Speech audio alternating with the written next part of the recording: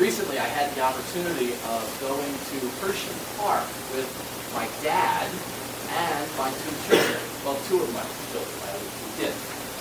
My dad was the one that really wanted to go, which is why we were going. Now, keep in mind, my dad is in his 60s and has loved roller coasters all his life.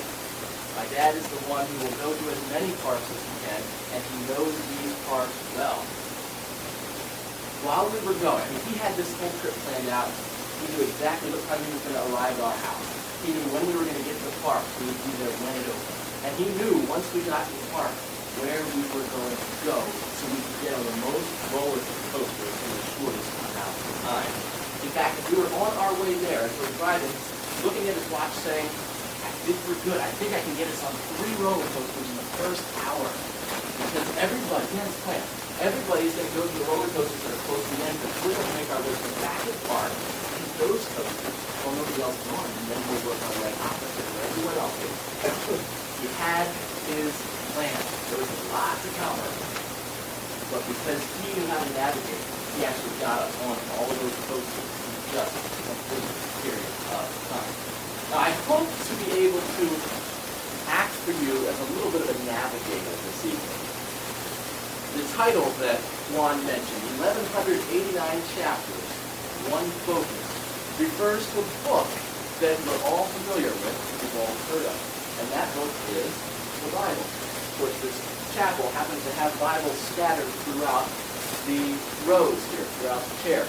If you were to count up how many chapters are in this Bible, made up of 66 books, by the way, it comes to 1,189. So what I want to do this evening, in a very brief period of time, which I don't have, is to introduce you to the major sections, and then tell you what the one point is. Easy, right? The Bible is simply broken up into 2 major sections, Old Testament and New Testament. The Old Testament is the same as the Jewish scriptures, classified as the Law, which is books of Moses, the writings, which are historical books and poetic books, and the prophets, major prophets, minor prophets. Lots of books. 929 of the 1,189 chapters are in the Old Testament. It took about 1,000 years to compile all of the writing of the Old Testament. It's going to take you a while to read through the Old Testament, believe me. It takes a long time. Like I said, 960 chapters. You're probably looking at close to 1,000 pages in some of the Bible. The New Testament, on the other hand, is much shorter, 260 chapters. Now keep in mind, at 260 chapters, you're still looking at reading 1 chapter a day, 5 days a week for a whole year in order to get through it. And that's the short part of the Bible. Okay, so you can see it's a large book. The New Testament, in contrast to the Old, the New Testament was composed in a very short period of time, around 40 AD to about 90 AD.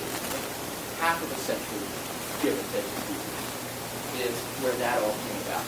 Now, in the Old Testament, the beginning of the Bible, is simply the story of how God creates the world that is perfect falls into vast imperfection that we know now, and how God brings a people to himself, the Jewish people, and he works with his people, and he gives them promises of land and blessing and descendants. And eventually he brings them out of slavery in Egypt and puts them in this land. And then, while they're in this land, God blesses them when they obey him, and he punishes them when they disobey. And after that story, we have the writings. Books that talk about the book of Proverbs, for example, which is, you all know what a proverb is, right? It's a short saying that gives truth. A stitch in time saves 9. That one's not in the Bible, but that's an example of the proverb. Psalms, which is the song book of the Old Testament. Ecclesiastes talks about wisdom for living. What's the purpose of life? Song of Solomon is one that people, they actually didn't let Jewish men read until they were 30 years old. It's about sex and marriage. Interesting book. And Isaiah, I missed one in there, but wisdom books. And then the major prophets and the minor prophets. 17 books, again, lots of chapters. And they're all about how God was speaking to people then, and what his message was, and what he's going to do for them. once you get to the end of all that, there's a gap of about 400 years. And then the New Testament is here. And it's the story of Jesus coming to earth. And it's his life, it's his death, it's his burial, it's his resurrection. 4 times. 4 books with the same story. And then after that, the book of Acts talks about how the church advanced after Jesus died and what was going on. And then the rest of the books, the final 22 books, take that back, 21 out of the 22 books have to do with letters that were written by leaders in the church, people in the church, telling them, here's how you live now that you know the truth. And the final book is about what's going to happen in the end times. 1,189 chapters. Lots that's covered and all of that. But Jesus actually says in the book of Luke, chapter 24, that there's one focus for the entire Bible.